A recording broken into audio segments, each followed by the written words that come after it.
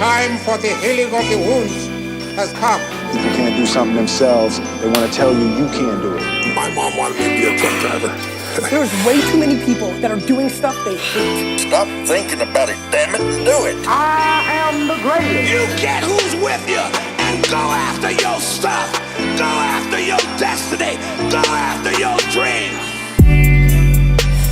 Hey, what up? It's Brad, and wanted to cut a video about something that just honestly just popped into my mind in the last probably 30 minutes. And it's the realization that I've worked so hard over the past, I don't know, 2, 3, maybe even 4 years. I mean, it kind of started while I was still in school at West Point.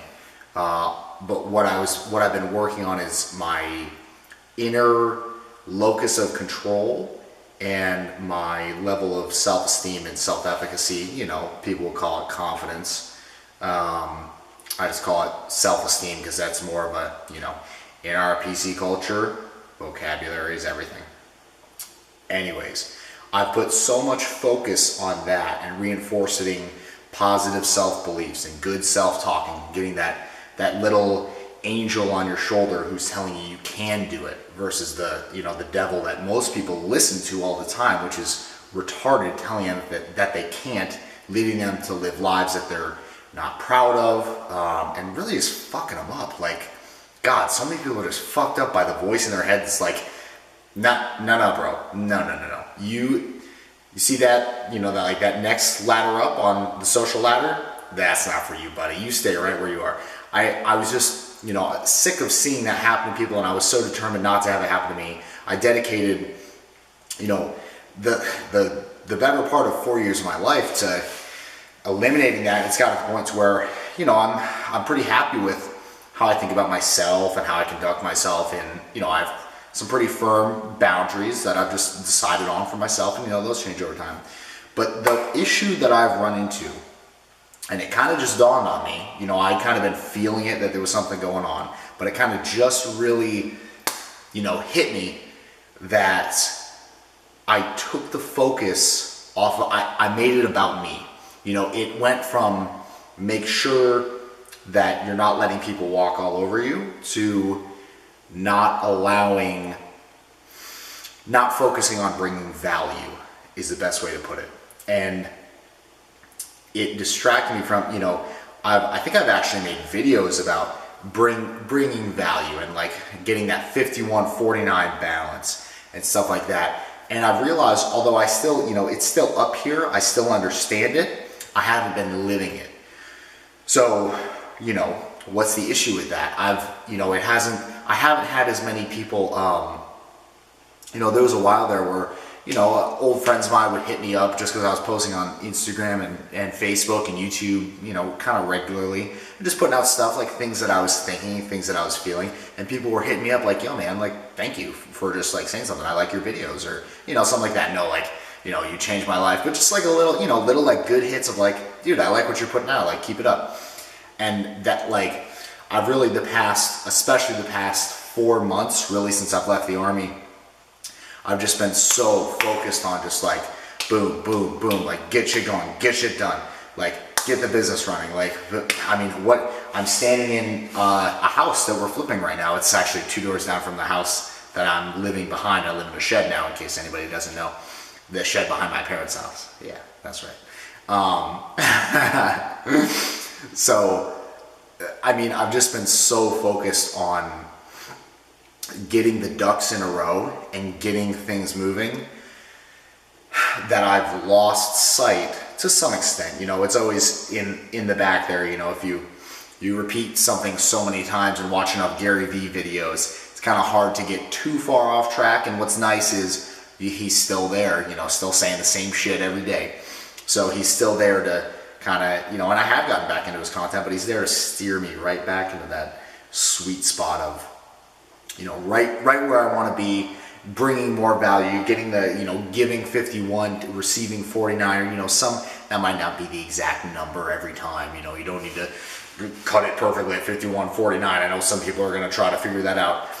Just giving more than you take. And I mean, it's kind of Machiavellian, honestly, because what it does is in the long run, people feel more inclined when you do finally go to ask for that favor from someone.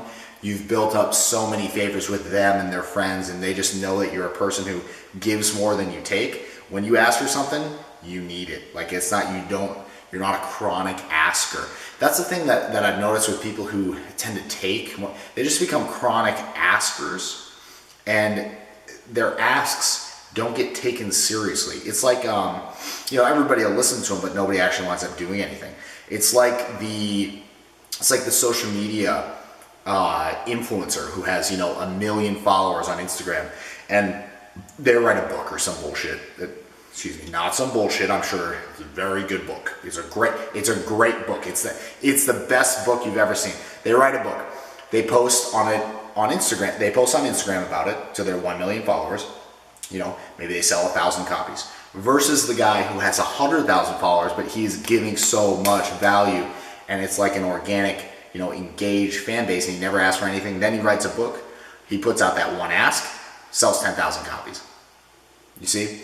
Whereas the person with the 1 million followers wasn't giving, they weren't necessarily giving anything. And if they're doing things like skinny tea and, stuff like that, and just pumping their following with like product promotion, it's too many asks. They become one of those chronic askers, and they just get tuned out. You just don't hear it. You're scrolling through your feed, don't even see it. Like, you see skinny tea, next, you keep scrolling. So that's just, I don't know how I got on that tangent, but that's just an example of, someone who asks more than they give. And I mean, if we're being honest, being the guy who's always doing other people favors, it's just nice, like it feels good. It really does. It feels good. And it seems so silly having to say that. I know I don't have to tell anyone that, but then again, are most people givers or are most people takers? In my experience, there tend to be more takers than givers. It's like there tend to be more people down at the bottom of a pyramid than at the top of a pyramid. Not that I'm confirming the Illuminati or anything, but really, it's like, if you want to move up, in life, and people have different definitions of what moving up is, generally do the thing that's less common. Don't fall down to the most common denominator. And I think that giving and focusing on giving and sharing and really just providing value for people for the sake of, without necessarily an end goal in mind, it's just the way to go. So the reason, I guess, what really made me realize this is I'm working with the Macro Voices host, Eric Townsend, on something now, and I was sitting down to do some work on it tonight. We're doing a little, I won't talk about it because I don't know how much he wants me to talk about it, but I was typing up a form that we need to make, and I felt a lot of resistance to doing it. Like, I'm just sitting there on my MacBook, and I'm like, and this is really unusual for me, and I'm like fucking scrolling YouTube and shit, and like I got on Instagram, and that's unusual for me. So I took a second, I was like, bro, what are you doing? Why are you doing this? And so, by the way, this is really valuable. If you can catch yourself doing something that's weird and that you don't like, just kind of dig into why you're doing that.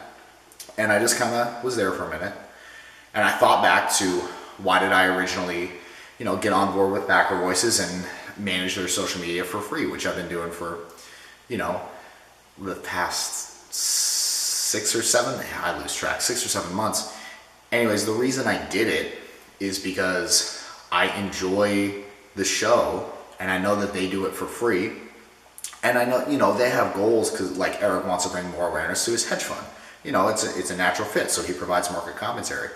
But they provided so much value to me, I felt like I had to give back. I felt obligated. It's like I had to do that shit, It's like I didn't have some end goal. And even, when we first were in talks about me doing social media for them, they're like, yeah, if you want to do a social media promotion agency one day, will shout from the highest mountaintops that you're the best, you built our Twitter following, blah, blah, blah. And that's nice, and I really appreciate the offer to do that. But even when we were on the phone the other day, and Eric was talking about how this new thing we're doing can be kind of like my thing, and I'm totally down with it.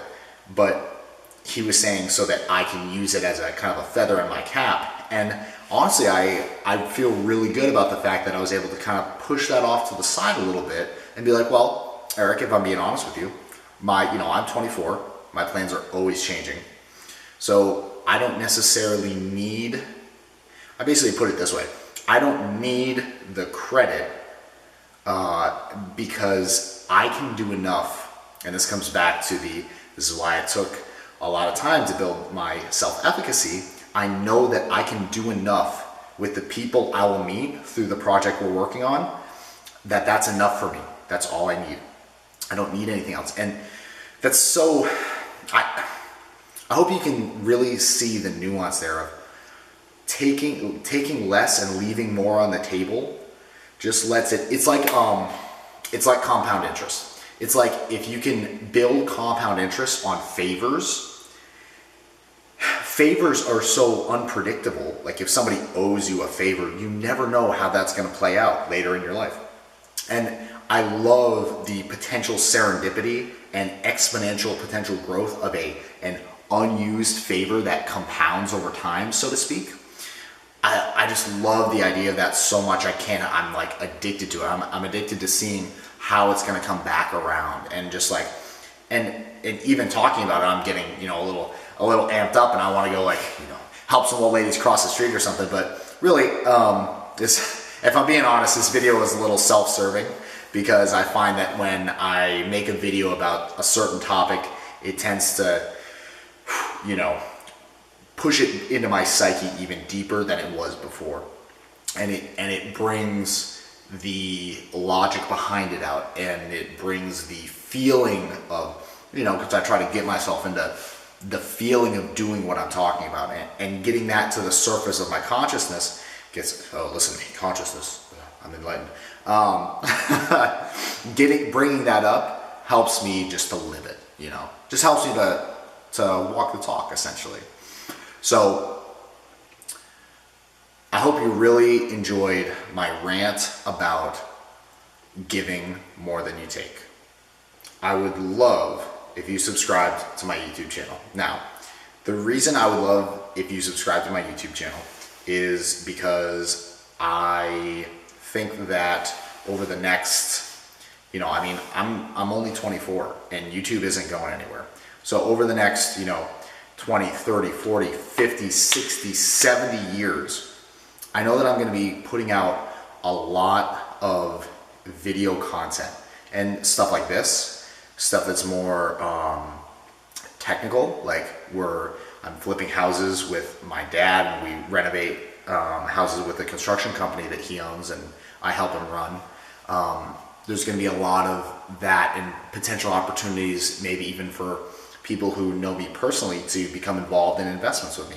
So if you decide that you like, what I'm putting out, and you like this video and you want to subscribe, I really see that as I don't want to sound, I don't want to put too much pressure on you, but I really see it as more like a partnership. It's not like I'm the influencer and you're subscribed to me and I'm like famous, whatever. I really don't see it in that light, if I'm being completely honest. I see it as a partnership of you want to go deeper with me. No homo if you're a guy out there. But really, you want to go deeper into, kind of like how I think, and maybe there's a way, if you subscribe and you want to talk to me personally, I have no problem calling you, that's not a big deal. But yeah, if you enjoyed it, I'd love if you subscribed, and I hope you are just crushing it in all areas of life. I hate making empty promises, but I feel pretty good about saying this is the start of a lot more video content to come. And hell, now I have this whole empty house that I can film in, so, basically I have my own empty film studio, 4 bedrooms. So Keep crushing it. I'll see you around. Peace.